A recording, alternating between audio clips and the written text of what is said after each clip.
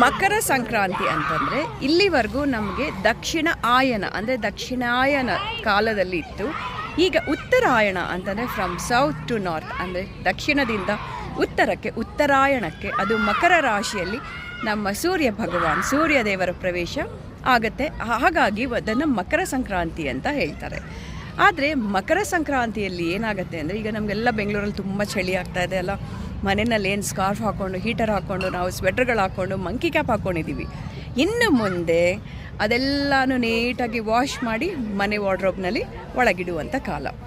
ಈಗ ಬರೋ ಒಂದು ಆ ಸೂರ್ಯನ ಪ್ರವೇಶವಾಗಿರೋ, ಈಗ ಬೀಳೋ ಒಂದು ಸೂರ್ಯ ರಶ್ಮಿಯಲ್ಲಿರುವಂಥ ವೈಟಮಿನ್ಸ್, ಮಿನರಲ್ಸ್, ನಮಗೆ ಏನೇನು ಬೇಕು, ವಿಟಮಿನ್ ಡಿ ಆಗಲಿ, ವಿಟಮಿನ್ B12 ಆಗಲಿ, ನಮಗೆ ಬೇಕಾಗಿರೋ ಎಷ್ಟು ಶಕ್ತಿ ನಮಗೆ ಬೇಕೋ ಸೂರ್ಯನ ಊರ್ಜಾ ಇನ್ಮೇಲೆ ನಮಗೆ ಸಿಗತ್ತೆ.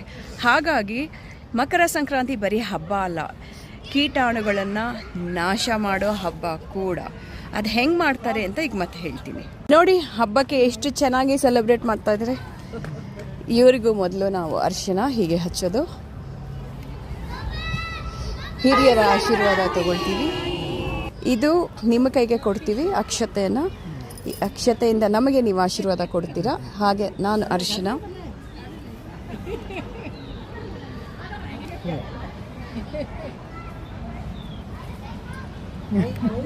ಇದು ನಮ್ಮ ಸಂಪ್ರದಾಯ.